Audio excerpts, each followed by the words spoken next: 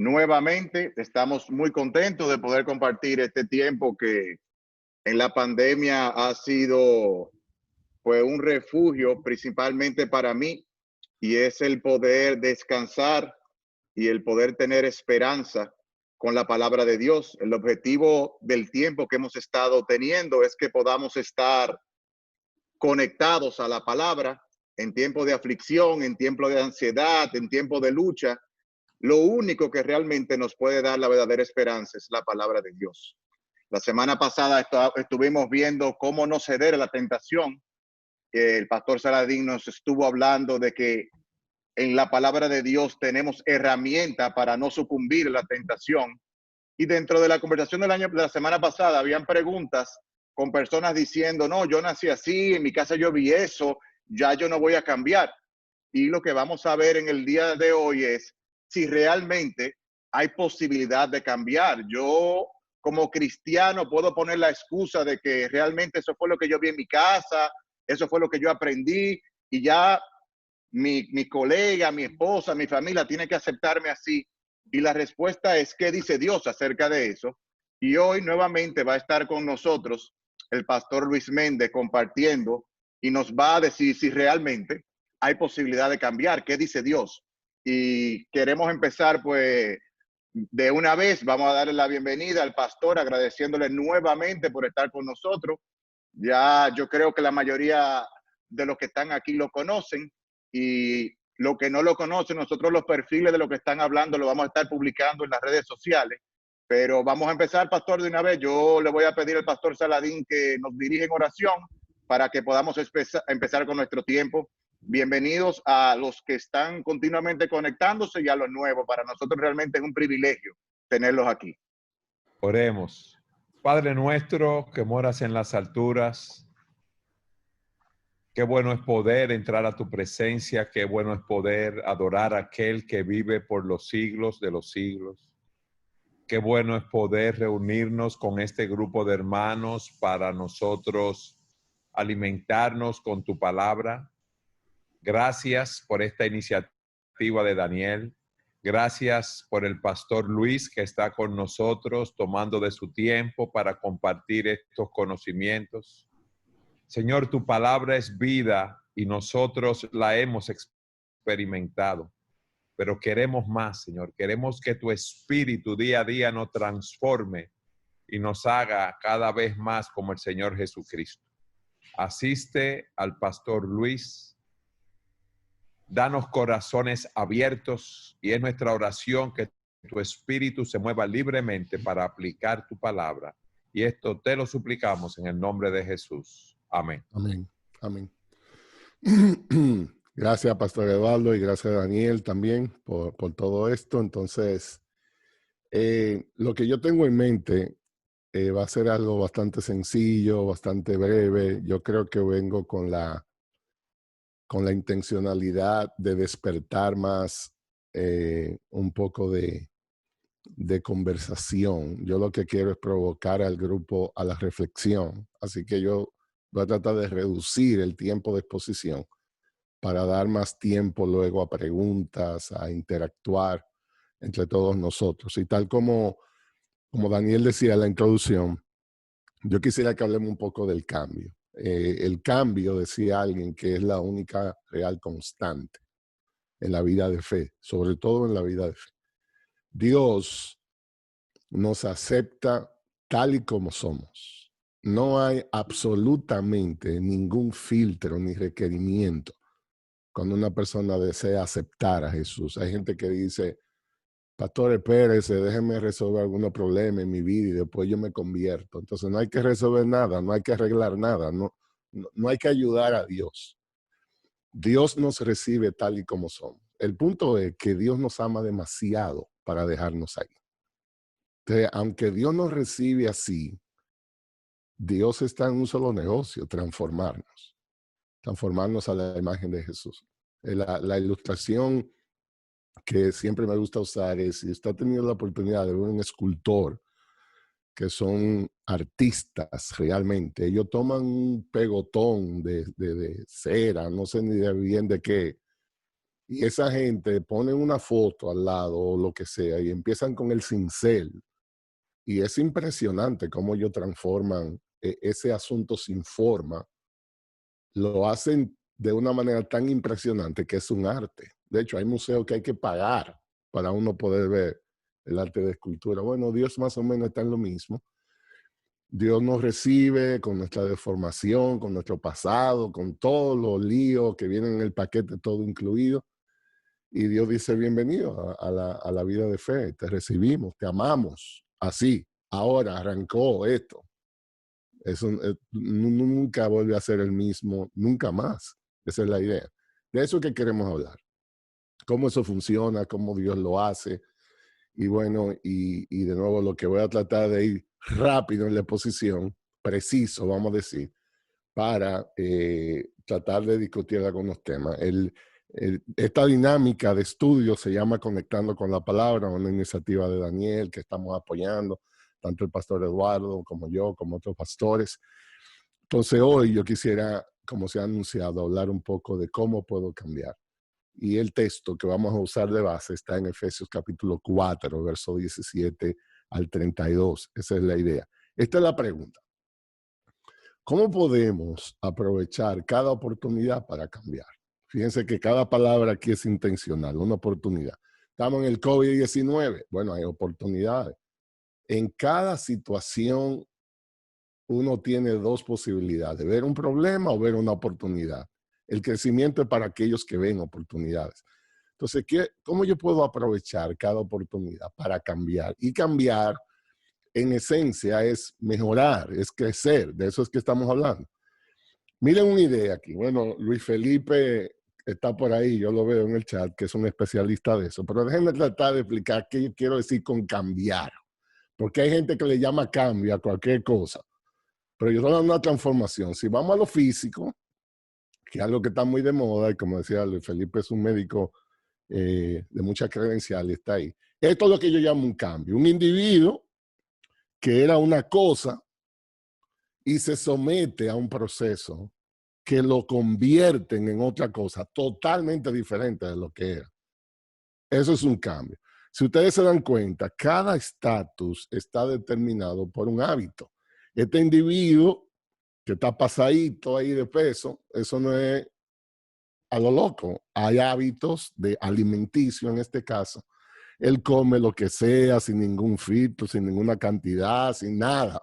Y el resultado está ahí. ¿Cómo ese individuo pasa de ahí a aquí? Bueno, eso no con una patillita. Ojalá ahorita Luis Felipe me apruebe en estas cosas en la discusión, pero hay que cambiar hábitos, hermanito. O sea, eso no es a lo loco. Si usted no se pone aquí ahora, miren la diferencia entre una papita y una manzana, entre una pizza y una... Si usted no cambia los hábitos, no puede haber efecto aquí en lo que es. Y lo que la Biblia insiste es en eso. Cuando hablamos cambiar, significa una transformación esencialmente de hábitos que lograrán entonces tener un impacto, un resultado. ¿Cómo puedo yo cambiar? Entonces esa es la pregunta. O más específicamente, ¿cómo Dios está empeñado en el proceso de hacerme cambiar? Yo lo que quisiera en esto, como una medida de esperanza, que nosotros veamos a Dios, porque el punto es clave. Dios está empeñado en eso. ¿Cómo yo puedo verlo y cómo yo puedo rendirme a la obra de Dios en hacerme cambiar? Muy bien. Entonces, bienvenido a Efesios capítulo 4. Es decir, si arrancamos Efesios capítulo 4 de la Biblia, nosotros tuviéramos serios problemas para entender cómo la gente cambia. Serios problemas. Gracias a Dios que existe Efesios capítulo 4 para ayudarnos con eso. Yo quisiera en primer lugar explicar el contexto, porque es importante entender qué es lo que el apóstol Pablo está hablando y cómo llegamos ahí. Entonces él está en primer lugar hablando del contraste entre una vida de un creyente, una vida de un incrédulo, una vida de fe, por un lado, una vida guiada conforme a los deseos por el otro. Déjenme empezar. ¿Cómo el apóstol Pablo describe esa vida? Versos 17 y 18. Recuerden, señor, Efesios es una carta que se envió a una iglesia. Se imagina que usted está en la iglesia sentado oyendo esto. Esto digo pues y afirmo juntamente con el Señor, que ya no andéis como andan también los gentiles. O sea, esa palabra andar, nosotros lo hemos dicho varias veces aquí, significa un estilo de vida. No quiere decir que el apóstol va a hablar cómo usted se comporta los domingos, cómo usted se comporta en el fin de semana. Ese no es el tema. Es una vida, un estilo de vida.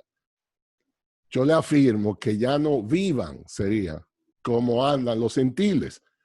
¿Cómo andan esa gente que aquí se llaman los gentiles? Entiéndase que no tienen en cuenta a Dios.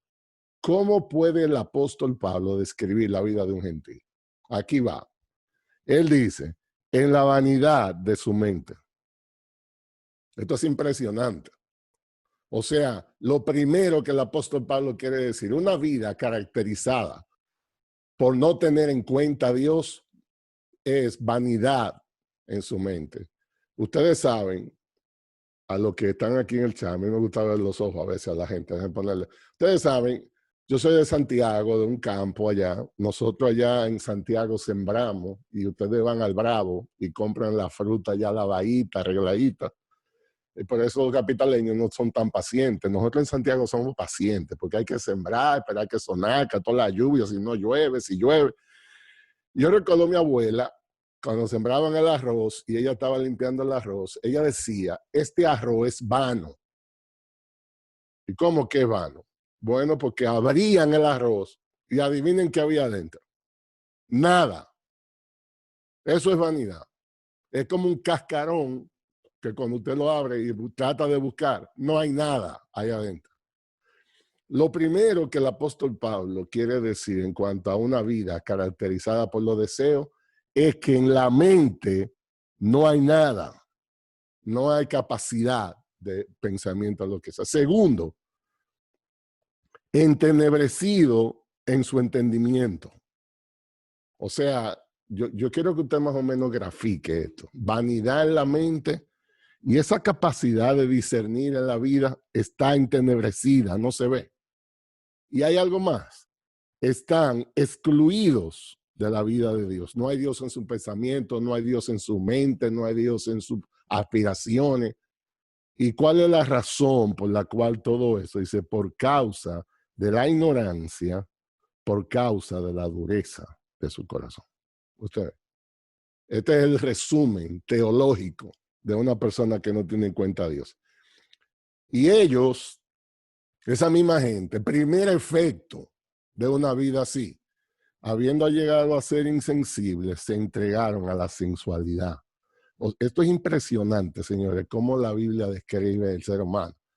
Primer efecto de una vida que no tiene en cuenta a Dios, sensualidad. Se entregan a eso. Cometer con avidez toda clase de impurezas. Toda clase de impurezas, porque el apóstol no quiere entrar en detalle de todo lo que eso incluye, pero ahí hay muchas cosas vergonzosas. Pero vosotros, dice él, no habéis aprendido a Cristo de esa manera. Si en verdad lo oíste y si en verdad ha sido enseñado por él, conforme a lo que está en Jesús. Dice, vosotros o vuestra vida no puede ser así, ¿no? Debe ser algo totalmente diferente. Si es que habéis aprendido a Cristo, y esta es una de las frases más consoladoras porque se puede aprender. Si yo todavía no he llegado, bueno, está en la escuela, se puede ir creciendo. Si en verdad lo oíste, si en verdad fuiste enseñado por él. Miren la gráfica, el resumen. Una vida de incredulidad se destaca aquí por tres componentes. Dice vanidad de la mente, entenebrecido en el entendimiento, excluidos de la vida de Dios. ¿Y cuál es la razón o el argumento para eso? Ignorancia, dureza de corazón y se expresa en sensualidad. Eso es totalmente diferente a la vida que nosotros debemos de vivir por la fe, aprendiendo de Cristo en la escuela por la palabra de verdad. Es la idea. Por la palabra de verdad. Entonces, déjeme volver a mi punto aquí. El apóstol está escribiendo a una iglesia y la exhortación es esta. La vida de ustedes tiene que ser diferente a la de un incrédulo. Totalmente diferente. Esta gente vive a lo loco, ¿no? La vanidad de la mente, el entendimiento entenebrecido, excluido de la vida de Dios, ignoran lo que Dios es, su corazón es duro, se entregan a las... Pero ustedes están en una escuela aprendiendo de Cristo y aprendiendo como por la palabra. Imagínense que usted esté sentado en esta iglesia cuando esta carta se va y le lean este repertorio. Y usted como que dice, ven acá, pero hay muchas cosas de la izquierda que están mencionando. ¿Qué ese soy yo? O sea, hay cosas de las que se supone que es de un incrédulo, que si yo soy honesto, a mí me aplican un par de esas cosas. Entonces, ¿cómo yo voy a... Si yo estoy oyendo que eso es lo que se supone de una persona que ha dejado atrás la vida para ir a una vida nueva, ¿cómo hago? Entonces, el apóstol, consciente de esa realidad, él entonces introduce una propuesta. Si tú no te ves claro en ese cuadro, entonces tienes que cambiar. Tienes que cambiar, ese es el punto.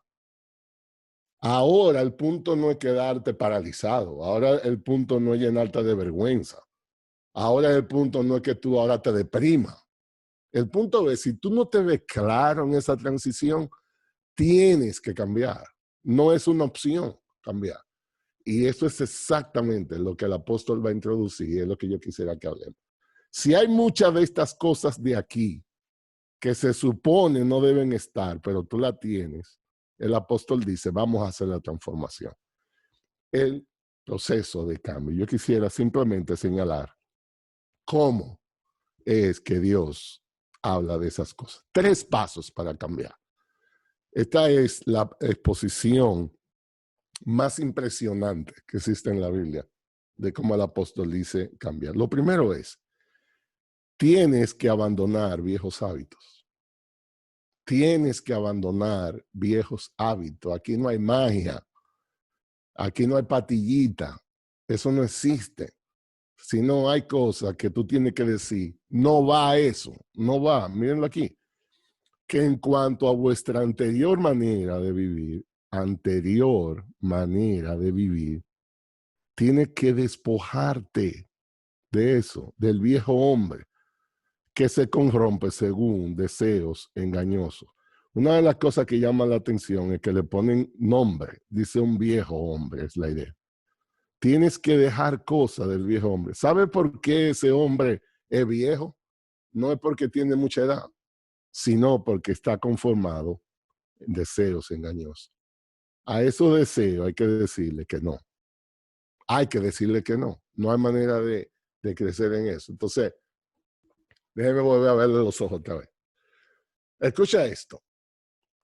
Si Dios va a tomar control sobre ese proceso en la vida nuestra, lo primero que el apóstol dice, hay muchas cosas que tú estás haciendo ahora que vas a tener que aprender a decir, eso no va. Eso no va. Tienes que decir que no. Entonces, ahorita vamos a hablar, porque como Daniel decía, hay mucha gente que yo soy así, que yo desde chiquito, bueno, tú puedes decir lo que te dé la gana, pero eso no va a ser una excusa para Dios. Porque ya Dios se la sabe que tú eres así desde chiquito, y aún así el apóstol dice, tienes que despojarte de eso. Hay una disciplina, aprender a negarnos a muchos aspectos de la vida de fe. Ok, ¿qué más dice el texto? Bueno, hay que renovar los pensamientos en segundo lugar. Hay una obra que se llama renovación de los pensamientos. El segundo paso en el cambio tiene que ser así. Y que seáis renovados en el espíritu de vuestra mente. Esto es impresionante porque este es justamente el centro de lo que somos. Y el apóstol Pablo está definitivamente enfocado en la fuente del cambio. Déjame explicarle una partecita de esa, porque vamos a hablar un poco de eso ahorita. Es decir, el apóstol Pablo sabía, inspirado por Dios, que un cambio sostenible no se da porque yo solo digo que no a algunas cosas. Porque hay una razón por la que uno hace una cosa. Y eso es exactamente lo que el apóstol, mientras tanto, él dice, vamos a tratar de dejar de hacer eso. Lo segundo, vamos a analizar por qué tú lo haces. Entonces, el problema nuestro, amado hermano, está aquí, es aquí, prácticamente hablando. Nosotros somos lo que somos aquí en la mente. Y el apóstol dice, ahí es que hay que hacer el cambio. Hay que renovar vuestro pensamiento. Y ahorita yo quiero explicarle con más detalle todo lo que eso incluye, porque eso va a ser muy importante. Y en tercer lugar, hay que perseguir nuevos hábitos. Entonces, no es solo decir no a algunas cosas, sino hay que decirle que sí a otras cosas. Dice, y os vistáis de un nuevo hombre. Ese nuevo hombre nuevo, no porque sea un niño, sino porque está a la semejanza de Dios. Ha sido creado en la justicia y santidad de la verdad. Esa palabra es clave, hay creado. Eso no es una cuestión de ajuste, es que hay que hacerte otra vez. Así le dijo el Señor a Nicodemo. Hay que volverte a hacer, Nicodemo. Entonces, miren el resumen. 3 pasos en el proceso bíblico de cambiar. Hay que abandonar algunos hábitos, hay que hacer una obra de renovación mental y hay que perseguir nuevos hábitos. Son 3 aspectos intercambiables y que no pueden ser saltados en ningún momento. Entonces, yo sería feliz si usted recuerda esos 3 pasos. Yo fui un profesor de escuela dominical como por 15 años. Entonces, a los muchachos en la escuela dominical me gusta repetirle. Yo creo que es clave. Para cambiar hay que dejar viejos hábitos, hay que renovar la manera como pensamos y hay que incorporar nuevos hábitos. Son 3 pasos, de nuevo, que no pueden ser violentados, que son parte de lo que somos como seres humanos. Dios nos hizo, Dios sabe cómo funcionamos. Y si algo va a cambiar, tiene que ser así. La razón de esto es importante y hemos hablado creo que antes de esto, pero déjenme explicarlo otra vez. Déjenme decirle por qué esto es importante, esta secuencia. ¿De dónde sale que todo eso tiene que ser incluido? Bueno, porque así es como funcionamos. Como seres humanos, nosotros somos una secuencia de eventos, específicamente en la conducta. Los expertos, los científicos conductuales, ellos hablan de una secuencia de pasos en la manera como somos. Lo primero es todo lo que nuestros sentidos se combinan en primer lugar para formar un pensamiento. Nosotros comenzamos el proceso a nivel de un pensamiento. Y la idea es esta. Por ejemplo, déjame darle algunas ilustraciones. Estamos aquí en este chat. Algunos tienen el privilegio de estar en las playas de la República Dominicana, pasando trabajo allá en Samaná, en la Punta Cana y Jarabacoa. Y habemos otros desafortunados que estamos en el desierto, cogiendo calor y lucha. Pero estamos aquí todo el mundo en el chat. El punto es, usted ya se va haciendo muchísima idea estando aquí en el chat. Hay cosas que usted puede decir escuchando. Oye, qué interesante está eso que el pastor está diciendo. O no me gusta que está oscuro la cámara de alguno aquí. O el audio está muy bajito. Y cada percepción de lo que usted ve, de lo que escucha, de lo que hace, forman un pensamiento. Eso es una maestría de 4 años resumida en 5 minutos. Así que usted puede decir ya casi que tiene una maestría en esa cosa, porque uno se pasa todos esos años para entender eso es todo lo que le enseñan básicamente a uno en esencia. Entonces, la idea es, yo tengo que entender que en esencia somos gente pensante y que lo que yo puedo permitir que escale a nivel del pensamiento, eso afectará todo lo que soy. Exactamente todo lo que soy. ¿En qué sentido? Miren la gráfica de nuevo que yo le voy a poner. Una vez ese pensamiento se hace realidad, inmediatamente eso afecta a los sentimientos. La diferencia entre un pensamiento y un sentimiento es un asunto de tiempo, pero eso va para allá. Porque todo lo que yo pienso informa lo que yo siento. Y finalmente, una vez algo llega al nivel de un sentimiento, eso es un asunto de tiempo para convertirse en una actitud, en una conducta o en una respuesta. Básicamente, entonces, yo pienso, yo siento y yo luego actúo. Déjeme enfatizar eso, porque básicamente eso es todo lo que yo voy a decir hoy. Se lo voy a repetir como con 17 colores diferentes, pero es lo mismo que lo voy a decir.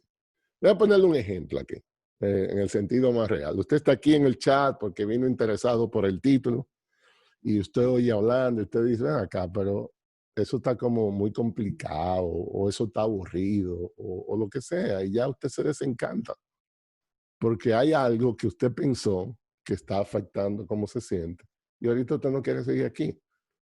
Porque ¿para qué usted, sobre todo los que están en la playa, ¿para qué usted va a perder una hora en un chat que no le interesa si usted tiene ahí con qué divertirse? O vamos a suponer que usted, mientras está aquí, recibe una llamada, que es una noticia no muy buena. Y esa información entra.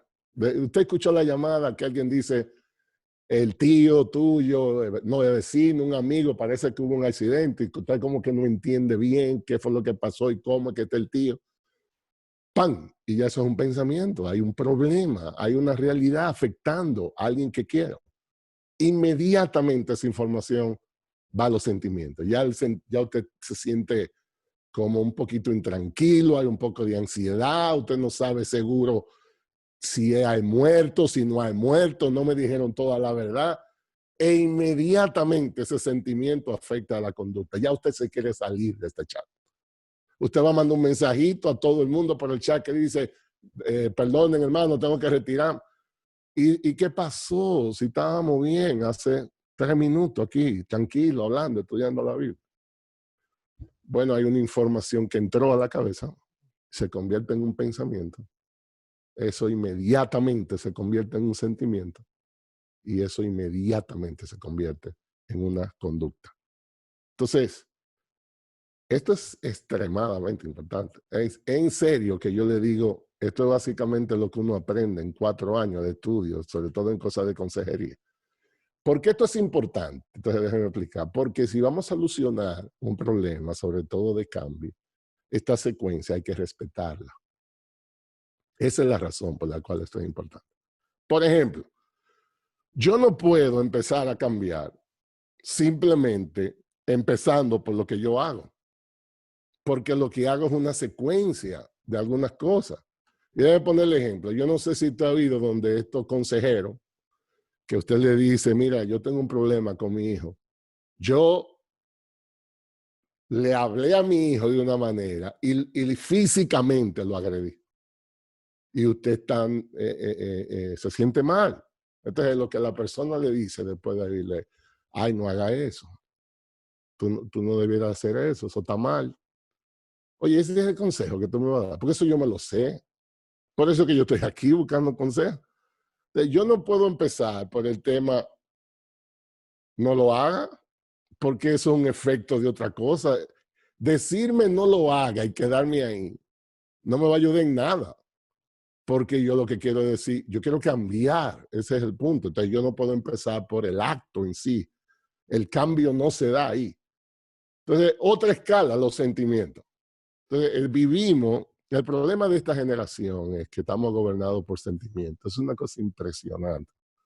Ahora la gente, todo es dependiendo de cómo se sienta. Ven acá, ¿y por qué no fuiste al culto hoy? No, yo me levanté, como que no me sentía. Ven acá, ¿y por qué tú no hiciste la tarea que estaba asignada? La verdad es que me sentía como hoy un poquito.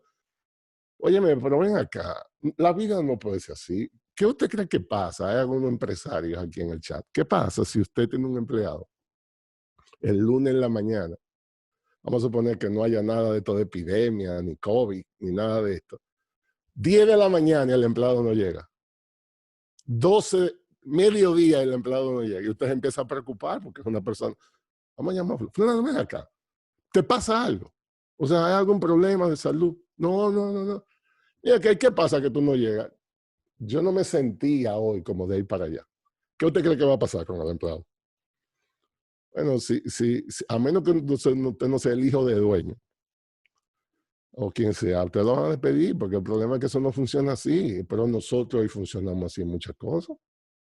Yo no oré hoy porque yo no me sentía. Hoy no quise estudiar la Biblia porque yo me siento como cansado.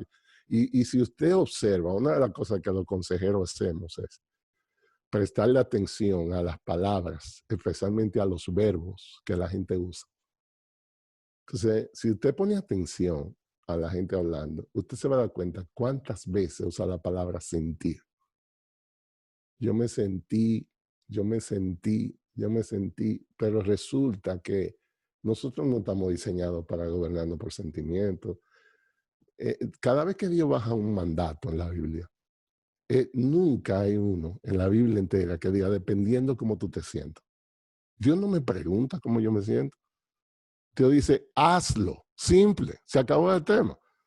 Los abuelos de nosotros, ellos no entendían mucho este tema de los sentimientos. Hermano, había que levantarse a las 5 de la mañana con Nuco a trabajar y eso no importaba mucho, de que yo me sentía o no me sentía.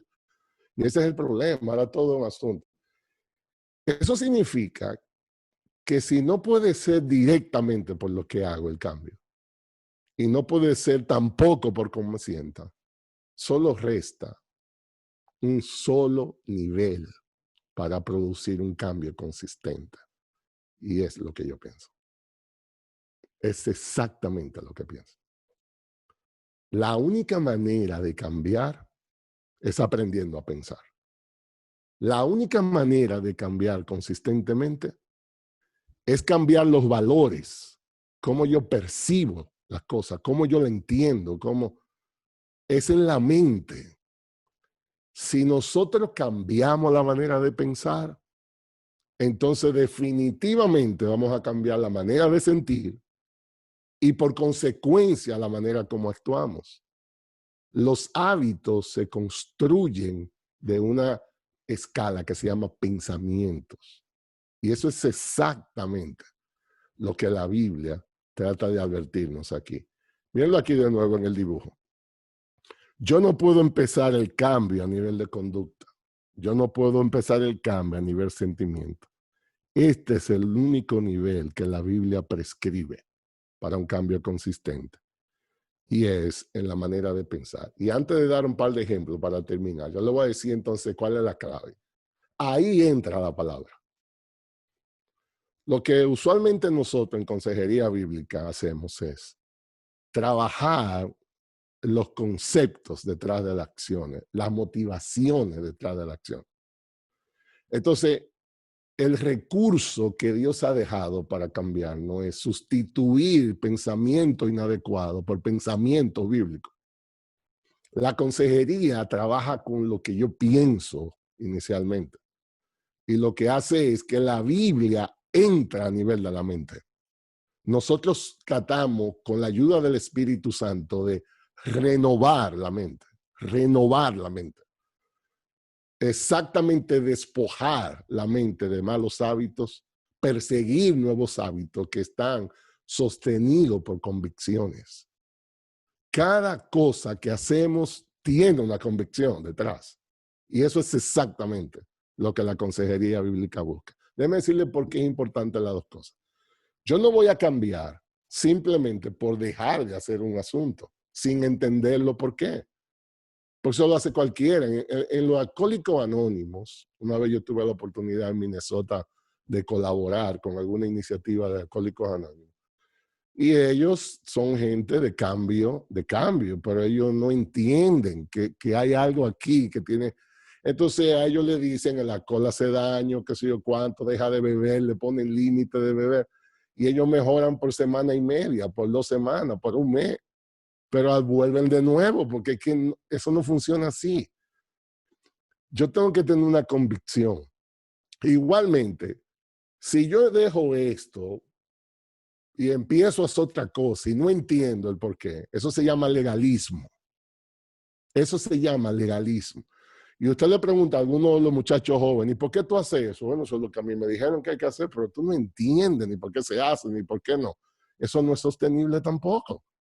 Yo tengo que dejar de hacer cosas, perseguir nuevas cosas y poder responder por qué lo estoy haciendo.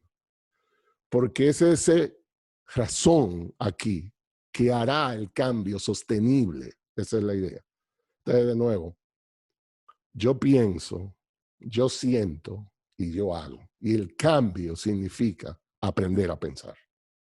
Aprender a pensar. El apóstol dice, tiene que dejar viejos hábitos. Tiene que incorporar nuevos hábitos. Tiene que renovar la mente. Ahora, el apóstol Pablo sabía que cuando él dijo esto en esta iglesia, se iba a armar un lío, literalmente, como se arma hoy. Porque la gente no estaba esperando algo así. Y él dejó en el mismo Efesios 5 ilustraciones prácticas de cómo esto funciona. Esto es impresionante cómo la Biblia nos instruye. 5 ilustraciones bíblicas aplicadas de este principio. De nuevo, voy a repetir los pasos. Hay cosas que hay que dejar, viejos hábitos. Hay cosas que debemos incorporar, nuevos hábitos de gracia, imitación de Jesús. Y hay una renovación mental. Hay una verdad que yo voy a tener que incorporar a mi esquema de valores. Nosotros le llamamos convicciones. Y esa convicción es lo que me hará que el cambio sea sostenible. Que cuando yo intente volver para atrás, esa es la verdad que me va a mantener. Déjenme compartirle esas 5 ilustraciones y luego abrimos los micrófonos para todas las preguntas que ustedes quieran ahí. Ejemplos de cambios. Ahí mismo en Efesios. Yo estoy leyendo el mismo texto, ¿ok? Dice, ¿cómo cambiar la manera de hablar? ¿Cómo cambiar mi problema de hablar? Algunos de nosotros tenemos problemas que la boca se le va por un lado. Dice aquí, por tanto, dejando, ahí está el dejar, la falsedad. Ahora tienes que hablar la verdad. Yo quito ese hábito de falsedad. Ahora yo hago un compromiso de hablar la verdad. ¿Y cuál es la renovación mental que hará que ese cambio sea sostenible? Porque somos miembros los unos de los otros. Esa es la idea. Somos miembros los unos de los otros. Déjenme explicar eso ahí. ¿Sabe que cuando yo no mido mis palabras en lo que digo, en lo que sea, una de las cosas que me ayudará a recoger, sobre todo específicamente el apóstol está tratando aquí el asunto de la falsedad y de eso, es entender que yo no soy un llanero solitario, yo soy una persona que vive en comunidad y lo que sea que yo diga va a tener efecto sobre otros. Y es esa verdad, esa renovación mental que me ayudará cada vez a despojarme más de la falsedad y abrazar la verdad. El por qué explica la renovación mental aquí en Efesios. Entonces, de nuevo, ¿qué es la prescripción bíblica para cuando uno tiene problema de honrar la verdad, lo que sea? Deja la falsedad, tienes que hablar la verdad. Y la razón para la cual vas a hacer eso, el por qué, aquí en el texto es, somos miembros los unos de los otros. Somos miembros. No solamente eso. ¿Cómo cambiar mi problema de ira? Hay algunas preguntas que ya algunos han escrito con relación de eso. ¿Cómo yo trabajo el cambio en cuanto a eso? Aquí está. Los 3 pasos otra vez, ¿acuerdas? Dice, airaos, pero no pequéis. O sea, entonces, lo más obvio en el texto es que hay una ira que no es pecaminosa. O sea, hay una ira que es justa, no hay ningún problema. Déjeme ponerle un ejemplo. Ahora mismo aquí en los Estados Unidos, esto está en candela, como decimos allá en la República Dominicana. No sé en Colombia cómo eso se dice en los otros países, pero tenemos el pueblo ardiendo porque la policía se ha accedido con gente de color y la semana pasada, el lunes, esta semana el lunes, un policía se excedió y mató a un hombre de color que de hecho era creyente. Y la gente ya como que no, ya explotó. Y ahora están teniendo que mandar la Guardia de Seguridad Nacional. Nosotros vivimos 11 años en Minnesota. Ese es el estado más pacífico de Estados Unidos entero. Le llaman Minnesota Nice a la gente, porque la gente es nice, siempre sonriendo. Nosotros vivimos 11 años allá, nuestra hija mayor todavía vive allá, y yo no puedo imaginarme la gente de Minnesota, de que entonces, ¿qué pasó? Bueno, la ira se ha encendido por la injusticia. La policía se está excediendo y ya van varios casos y parece que eso ha acumulado. Entonces, hay un espacio para la ira en una sociedad caída, en un mundo caído como el que vivimos. Hay razones para irarse. ¿Cómo tú no te vas a irar si tú ves que un papá abusando sexualmente de una hija? Tú tienes que airarte cuando tú ves. ¿Cómo tú no te vas a irar cuando tú ves la violencia doméstica que está pasando, sobre todo en los países de Latinoamérica? Hombres abusando. Tú tienes que airarte cuando ves. Hay tanta injusticia que Dios nos diseñó con un espacio en el corazón para decir, eso no está bien, eso hay algo adentro que me dice que eso es incorrecto. Bueno, hay una ira justa, hay ira para eso. Ahora, ¿cuál es el problema de nosotros? Que en el 99.999999% la ira de nosotros no tiene nada que ver con esa, sino es de la otra. Es como el colesterol, hay un colesterol bueno y uno malo. El problema de nosotros es que difícilmente el problema de ira de nosotros sea por la justicia de Dios, por su reino. No, el problema es por lo que tú me hiciste y lo que no me diste y yo me sentí. Entonces, para que usted no se vaya a inflar y no empiece a justificarse, lamentablemente la ira de nosotros casi nunca está en esa escala. Pero bueno, expliqué el texto de todas maneras. Entonces, la ira puede volverse pecado. Dice, no se ponga el sol sobre vuestro enojo. Entonces, los 3 pasos aquí, dejar la ira pecaminosa. ¿Cuál es el hábito que hay que introducir? Una rápida reconciliación. Dios es un Dios de reconciliación. Y aquí viene el argumento, la renovación mental. Recuerden que hay 3 pasos siempre. Hay algo que dejar, hay algo que perseguir, hay algo que renovar. No deis oportunidad al diablo. No deis oportunidad al diablo. Y de nuevo, tengo muchas ilustraciones de eso y no voy a tomar todo el tiempo aquí, pero creo que hablamos de eso el sábado pasado. Este es el único sitio en la Biblia entera donde esa expresión aparece. El único sitio en la Biblia entera. Y es en el tema de la ira. Usted puede creer que el único sitio en la Biblia donde dice no dé oportunidad al diablo es cuando se está hablando de la ira. Porque ese es el terreno donde el enemigo más entra.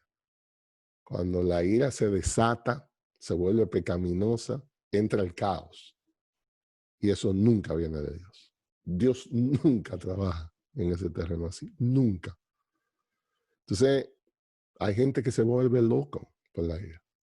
Hay gente que hace cosas que después que está calmado, dice, ¿qué fue lo que yo hice?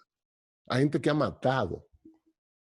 Yo tuve oportunidad de trabajar en las cárceles con gente.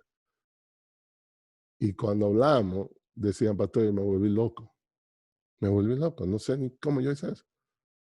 Y la Biblia dice, en una carta dirigida a cristianos le dice, ten cuidado, no le des lugar a Satanás. Entonces, yo tengo que tener eso ahí en la mente. Cada vez que se quiera subir el indio y se le quiera subir la sangre, no des oportunidad al diablo. No invente con eso. Que se te vuelve inmanejable muchas veces ese asunto. Bueno, no solamente eso. Otra ilustración más. En tercer lugar, cómo cambiar el asunto de robar. No solamente robar dinero, sino robar reputación, robar credenciales, robar méritos. El que roba, que no robe más ya. Ese es el hábito que hay que dejar. Sino más bien que trabaje. Ahí está el hábito que hay que incorporar. Haciendo con sus manos lo que es bueno. ¿Y cuál es la renovación mental que hay que tener? Bueno, el texto dice que yo ahora debo tener que compartir con el que tiene necesidad. Esa es la idea. Usted puede creer que en la consejería bíblica, la manera de trabajar una persona que tiene el mal hábito de tomar lo que no es suyo, ¿saben cómo se resuelve eso? Trabajando la gratitud. Eso es impresionante cómo Dios diseñó eso. Porque el texto dice que no robe más y ahora que trabaje. Pero no está resuelto el problema. Porque en esencia el robo lo que es una expresión de codicia y egoísmo que se manifiesta en robar. Yo quiero eso, pero no es tuyo, pues yo me lo robo. Yo deseo tal cosa que tú no puedes, yo lo tomo donde sea. O sea, la motivación es codicia, la motivación es egoísmo. ¿Saben lo que es la prescripción bíblica para resolver ese problema? Vas a dejar de robar y vas a trabajar ahora, o sea, vas a sudar por eso. Y después que tengas, entonces lo que vas a hacer es que lo vas a compartir con el que tenga necesidad. Se sana el alma de ese problema. ¿Saben en esencia qué es lo que pasa? Que yo aprendo a no estar tan centrado en mí mismo, que yo aprendo a no ser tan egoísta, que yo puedo darme cuenta de que hay más necesidad en el mundo que las mías. Yo no soy la última Coca-Cola en el desierto, que no es correcto que yo viva basado en mis aspiraciones, que no está bien que yo todo lo que quiero tengo que conseguirlo. La Biblia dice, ahora que tú trabajas y tienes, vas a compartir con el que tiene necesidad. Y en ese gesto de compartir, en ese gesto de ser benevolente, te sanas del problema de robo. Eso es lo que la Biblia dice. Cuarta ilustración. Toma y con esta termino. Dice el texto. Problema de comunicación, una cosa que está de moda ahora. Ahora todo el mundo tiene problemas de comunicación, especialmente en el COVID-19. Dice, que no salga de vuestra boca ninguna palabra mala, sino la que sea buena para edificación.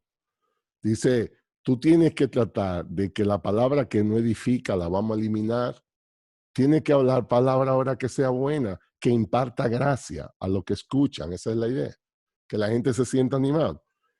Y otra vez, aquí está la renovación mental que el apóstol introduce. Dice que no se entristezca al Espíritu Santo de Dios. Que no entristezcas al Espíritu Santo de Dios. Entonces, de nuevo, esto lo hablábamos el sábado también. ¿Usted puede creer que este es el único sitio en la Biblia entera donde aparece la exhortación que no entristezcas al Espíritu Santo? En hebreo, en griego, en arameo, como quiera que usted lo busque. Este es el único sitio en la Biblia que dice, ten cuidado de no entristecer al Espíritu Santo. ¿Y saben en qué contexto está? No en el adulterio, ni siquiera en el problema de ira, sino en el hablar. ¿Usted puede creer una cosa así?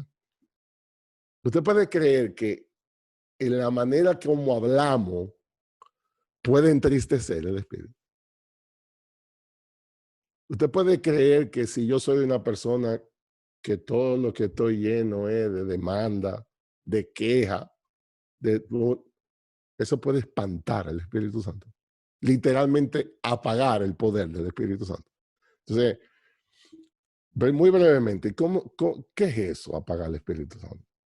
Porque está ahí en la Biblia y yo tengo que entender lo que es lo que eso significa, porque es una advertencia seria lo que el apóstol está haciendo. Bueno, la única manera de entender eso es entender lo que el Espíritu Santo hace en nosotros. Y el Espíritu Santo, esa es una de las doctrinas teológicas más interesantes en la Biblia. Cada persona de la Trinidad tiene un rol. El Espíritu Santo tiene un rol, es Dios en nosotros. Bueno, todo creyente tiene el Espíritu Santo, pero no todo creyente tiene el Espíritu Santo operando con el grado de influencia que debe serlo. Esa es la diferencia. Todos tenemos el Espíritu Santo morando en nosotros, pero no todos nosotros vivimos bajo el control del Espíritu Santo. Entonces, cuando una persona tiene el Espíritu Santo apagado, significa que la influencia del Espíritu no es tan fuerte como debería ser. Entonces, por ejemplo, la Biblia dice que el Espíritu Santo nos guía a toda verdad. Yo estoy confuso, no sé qué es lo que quiero hacer. Es la obra del Espíritu, tomar la palabra e iluminarnos la cabeza. Bueno, cuando el Espíritu Santo está apagado, yo estoy confuso. El Espíritu Santo da gozo. Cuando una persona está amargada todo el tiempo, es el Espíritu Santo apagado. El Espíritu Santo, dice la Biblia, que ilumina para el entendimiento, guía a toda verdad, da convicción de pecado. Todo eso es una obra del Espíritu Santo. Por lo tanto, si el Espíritu Santo está entristecido, reducido en su poder, nada de esas bendiciones yo la tendré en mi vida. Yo voy a vivir como si fuera un zombie en la vida, como que no entiendo lo que está pasando y todo es un problema y todo es un lío, es más queja que otra cosa. Eso en esencia. ¿Y sabe qué es lo que hay que revisar? ¿Qué es lo que estás hablando? ¿Qué es lo que estás hablando? En la consejería bíblica, uno de los pasos que nosotros tratamos de entender, déjame ver qué hay ahí, porque la Biblia dice que de la abundancia del corazón habla la boca. Es decir, que la radiografía bíblica para nosotros saber cómo está el corazón de una persona es ponerlo a hablar. Porque de la abundancia del corazón. Por eso un buen consejero hace muchas preguntas, muchas preguntas. La idea es déjame entender qué es lo que tú tienes adentro, qué es lo que te está moviendo. Tú hablas más de lo que tú amas, de lo que tú estás viviendo en el momento. Y eso hará que el Espíritu Santo obre con más poder o que esté más apagado. O sea, hay que cuidar lo que uno habla. Hay que cuidar lo que uno habla. Si lo que nosotros hacemos es todo el tiempo atacar a la gente, la gente va a ir deprimida alrededor de nosotros. Pero una buena palabra sazonada con sal que imparta gracia, eso edifica a la persona, eso la levanta. Eso le trae consuelo, le trae ánimo, le trae esperanza, es la idea. Y finalmente, ¿cómo cambiar los problemas de conflictos? Otra vez, si hay algo en el COVID-19 que se ha disparado, es mucho conflicto, sobre todo en la familia, en la pareja, que están tan juntas ahora. Yo puedo vivir bajo un esquema de venganza o bajo un esquema de perdón. Esa es la idea. ¿Cuál de las dos? Dice el texto, sea quitada de vosotros, quítate, deja toda amargura, todo enojo, toda ira, grito, maledicencia, así como toda malicia. Quítate eso. En cambio, sé más bien amable unos con otros, misericordioso, perdonando unos a otros, así como también Cristo perdonó. Es interesante, para cada una de todos estos malos hábitos, la Biblia prescribe un hábito de gracia que es totalmente diferente. Para cada uno de estos hay uno de estos que debe ser sustituido. Y la renovación mental que el apóstol Pablo nos trae aquí, dice, tiene que perdonar como Dios os perdonó en Cristo. La base es una base de perdón. Es decir, vivir bajo el esquema de la gracia, no lo otro. Entonces, en resumen, ¿cuáles son los 3 pasos que yo debo tomar en cuenta para un cambio que sea sostenible? Yo debo de abandonar algunas cosas que hago.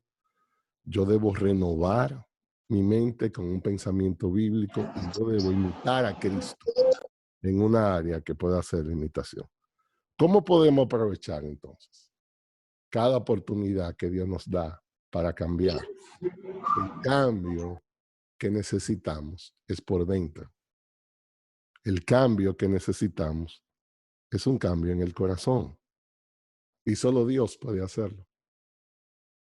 Nosotros no podemos cambiar prestando atención únicamente a lo que está por fuera, sino sobre todo a lo que está por dentro. Entonces, el negocio de Dios no es transformar nuestra apariencia. El negocio de Dios es transformar nuestra esencia. Dios no está interesado en que... ¿Usted ha visto Facebook? ¿Cómo es la cosa de Facebook? Dios no está interesado en que usted luzca bien en Facebook. Dios está interesado en que usted se convierta en una nueva persona en Cristo Jesús. Entonces, el enfoque bíblico del cambio es por dentro. Específicamente lo que nosotros pensamos. Amén. Amén, amén. Muchísimas gracias, pastor, por darnos respuesta junto con el pastor Eduardo Saladín a muchas de las preguntas que nos hicimos la semana pasada y esta. Sin embargo, las preguntas no se quedan ahí, ya hay varias que tenemos y me imagino que mientras ustedes vayan respondiendo, aparecerán otras.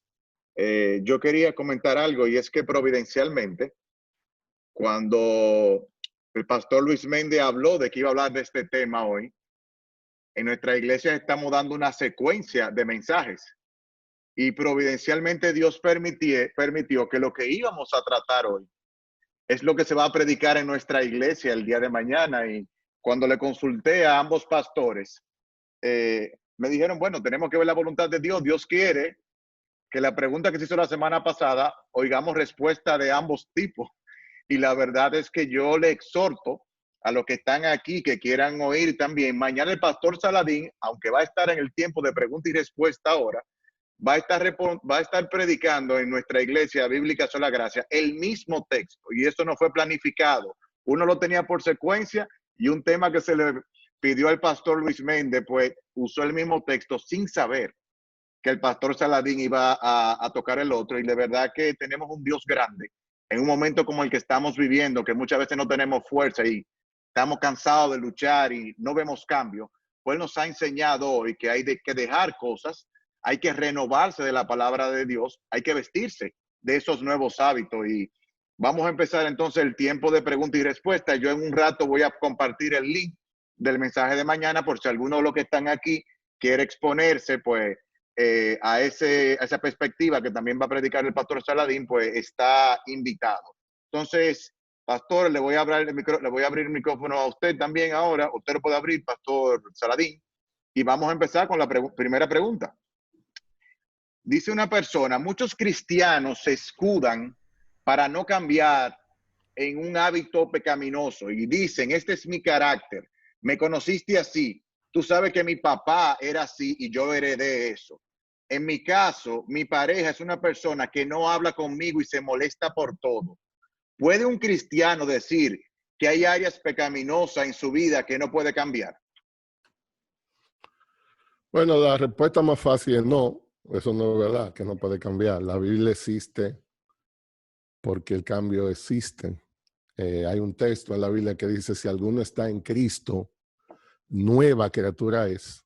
Las cosas viejas pasaron, es aquí. Todas son hechas nuevas. Y ese todo significa todo. Entonces, el problema es que alguien decía, cambiar no es fácil. Y eso es una realidad. De hecho, cambiar no es fácil, no es complicado, no es difícil. Cambiar es imposible.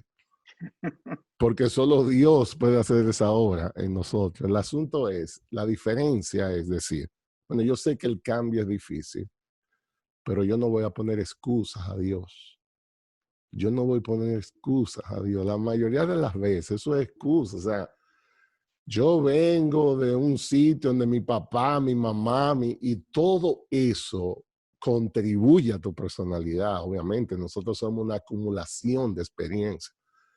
Todo eso que uno pasó cuando chiquito y los sustos y un día que uno vio un accidente, todas esas escenas obviamente forman parte de eso. El problema es que cuando llegamos a Jesús, Dios ya también sabe eso.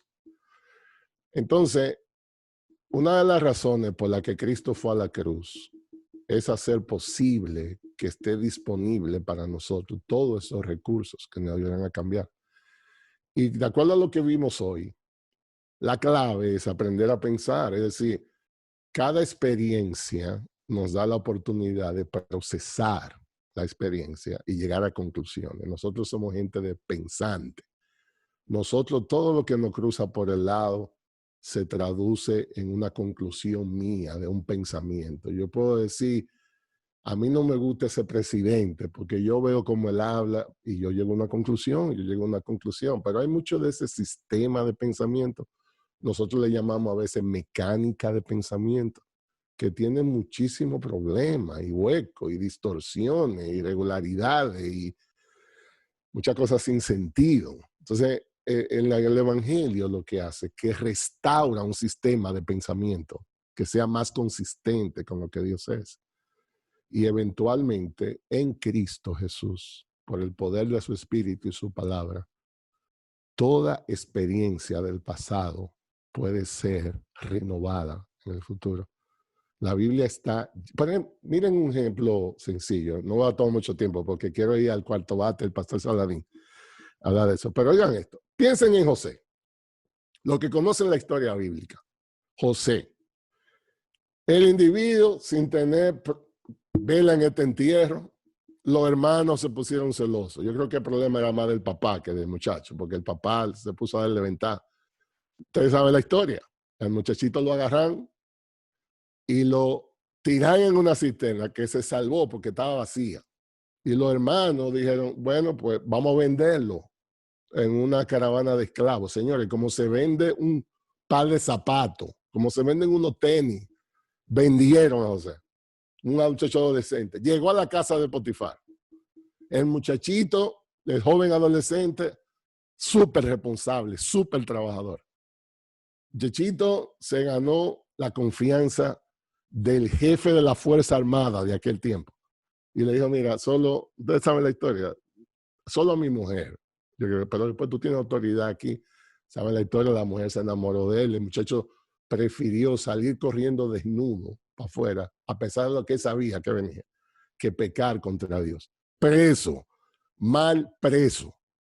Vinieron el copero y el panadero del rey. Se olvidan de él cuando uno fue liberado, porque José le dio el sueño.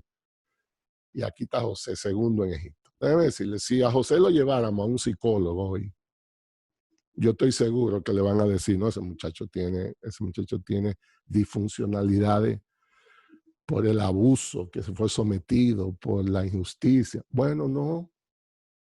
Josué no tenía ningún problema, no tenía ninguna disfuncionalidad.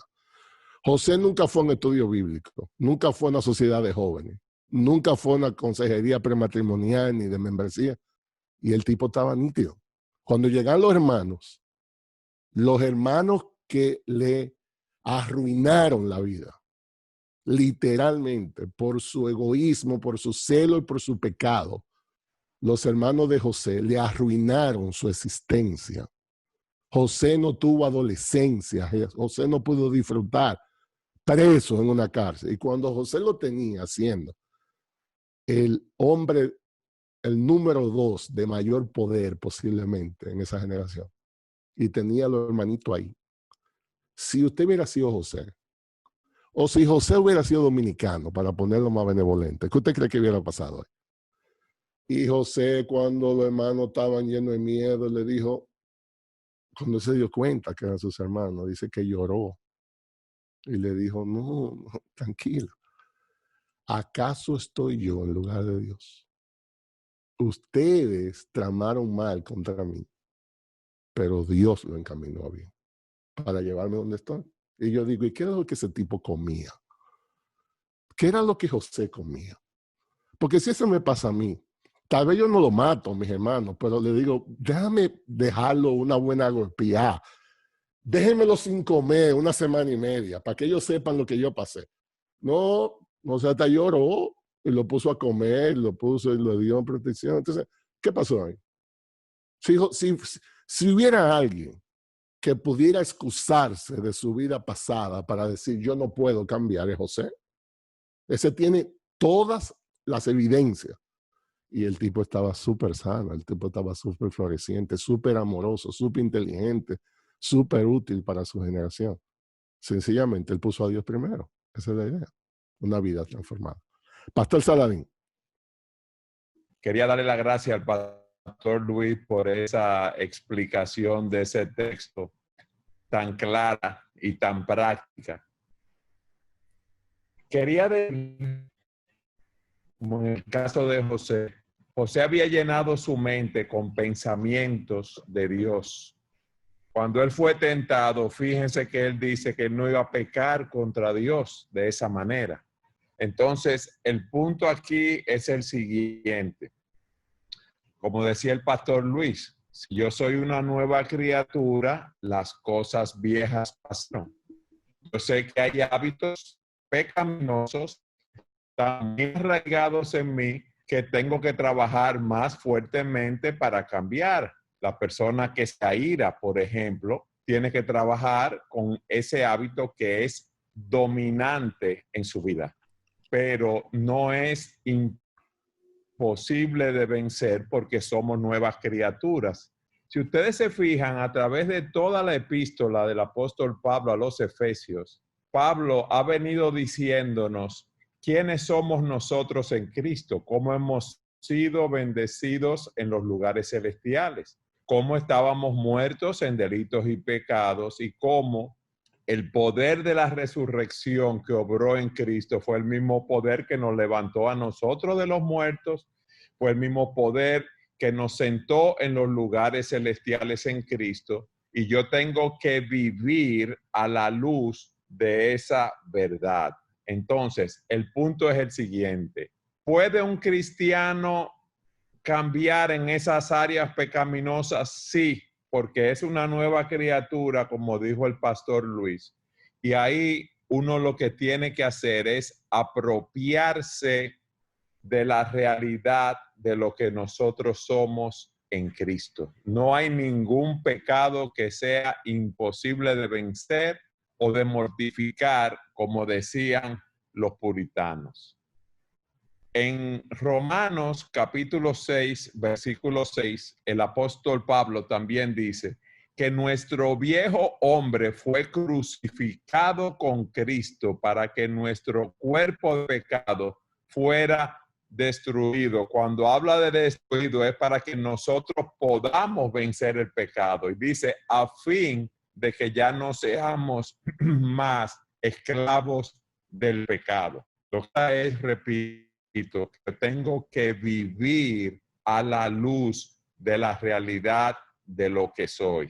Ahora, si yo no me apropio continuamente de esa realidad y de esos pensamientos, no voy a poder vencer esos pecados cuando se presenten. Entonces, en ese proceso de renovación, como nos explicaba el pastor Luis, yo tengo que despojarme de ese viejo hombre, yo tengo que estar apercibido, quitarme esa ropa que me caracterizaba. Entonces, llenar mi mente con la palabra de Dios, de manera que cuando vengan situaciones en las cuales soy tentado a mentir, yo pueda responder de una manera piadosa, pero mi mente tiene que ser renovada para ver qué es lo que Dios quiere que yo haga en esta situación. Por ejemplo, es hablar verdad, es no airarme, es no tener palabras corrompidas, sino palabras que edifiquen. Entonces, tengo que estar adornando, llenando mi mente continuamente de todos esos principios bíblicos para yo reaccionar correctamente. Excelente, gracias, don Eduardo. ¿Se oyó bien la respuesta? Déjame dar una nota adicional a la luz que dijo el pastor Luis. Fíjense que el texto de Efesios 4:31 nos dice cómo debemos responder al rechazo y al maltrato. Dice, quítense de vosotros toda amargura, ira, gritería, maledicencia y toda malicia. Antes bien, sed benignos unos con otros, perdonándoos unos a otros, así como Dios os perdonó a vosotros en Cristo. En el caso, por ejemplo, de un cónyuge que es rechazado, maltratado por su cónyuge, menospreciado, yo tengo que estar preparado. O reacciono con ira, con gritería, con maledicencia o malicia, o estoy dispuesto a ser misericordioso, bondadoso y perdonador. Ahora, repito, eso no surge de un vacío, eso es porque ya yo he renovado mi mente, como dijo el pastor Luis, de la forma como debo reaccionar, como Dios me dice que yo debo hacer las cosas para su gloria. Excelente, muchas gracias. La segunda pregunta es, soy cristiano, sé que Jesús murió por mí, sin embargo, continúo viviendo en mi pasado.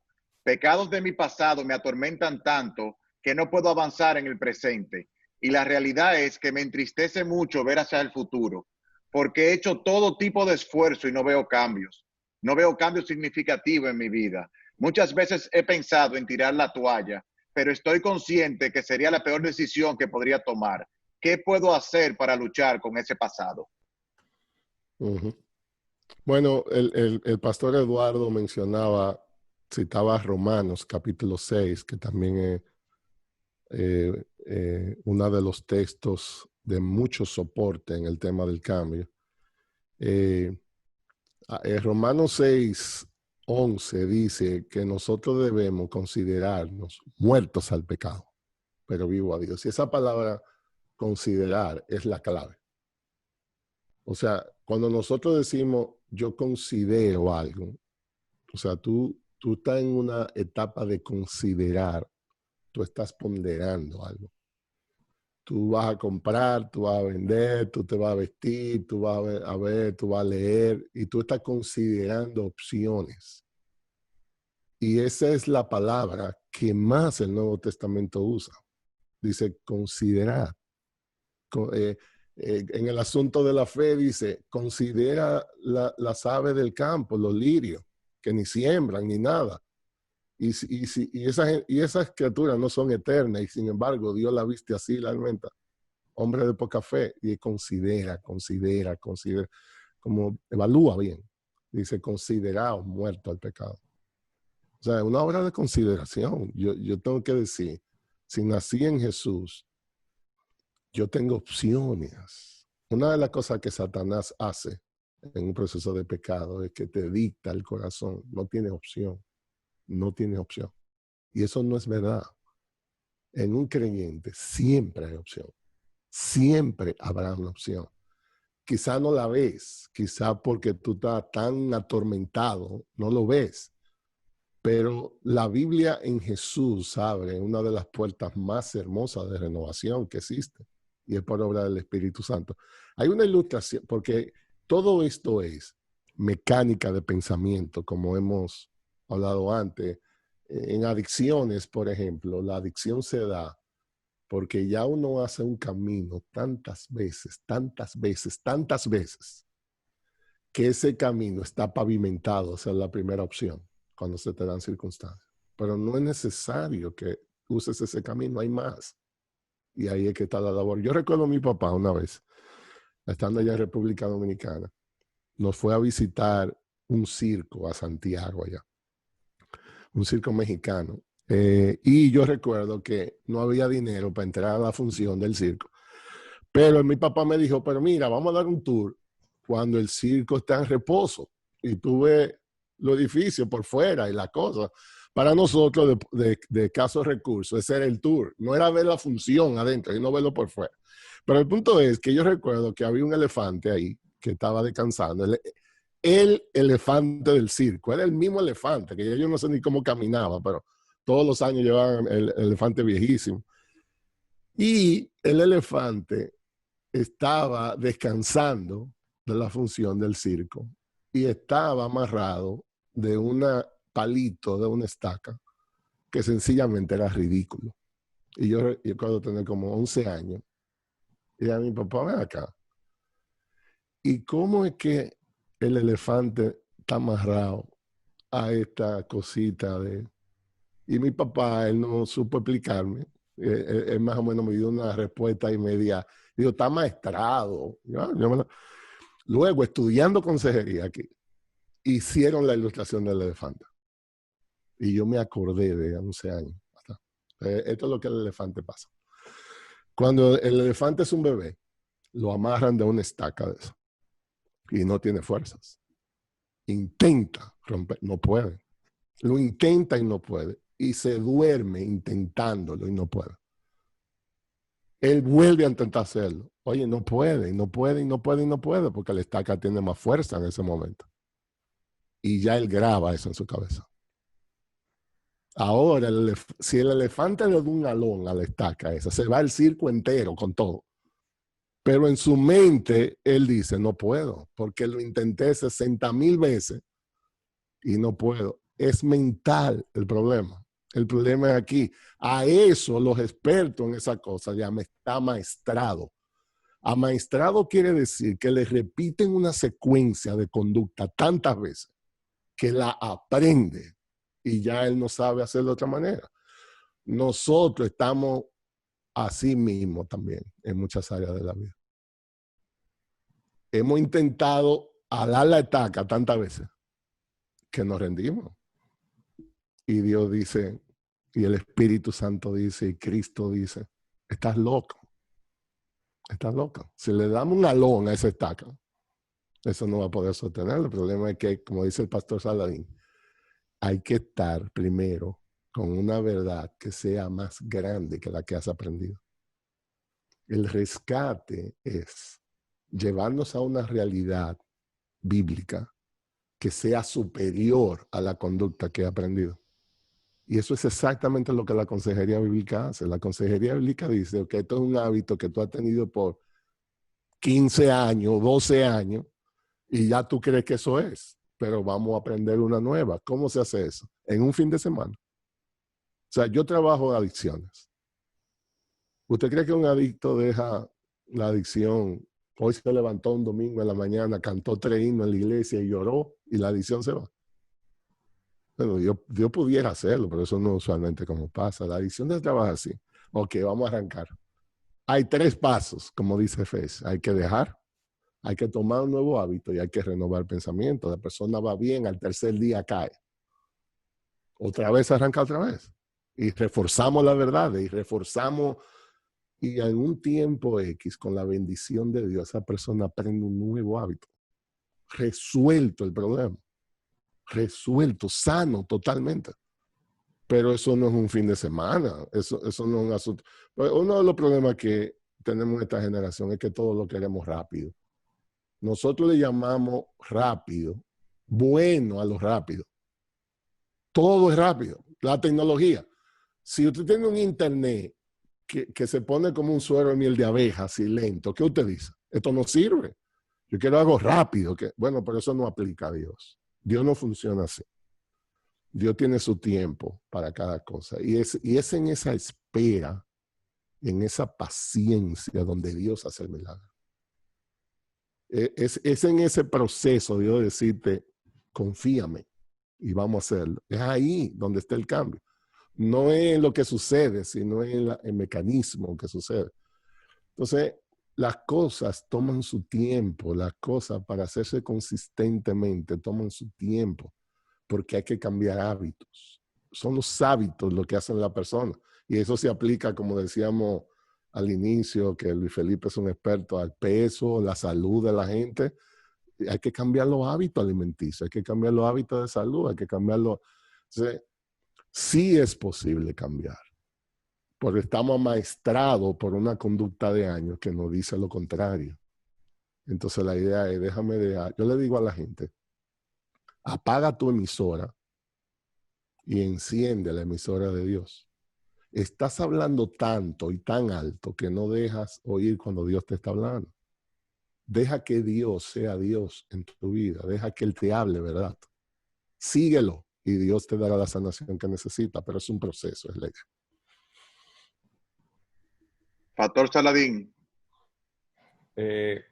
Fíjense el caso de José. Como dijo el pastor Luis, José, con todo lo que le hicieron sus hermanos, él pudo haber estado lleno de amargura, de resentimiento. Sin embargo, él le dio un decreto a su alma y decidió, óigame bien, decidió perdonar en ese caso. Nosotros debemos darle un decreto a nuestras almas con todas las cosas que pasaron en nuestro pasado, daño que hicimos a otras personas, malas actuaciones.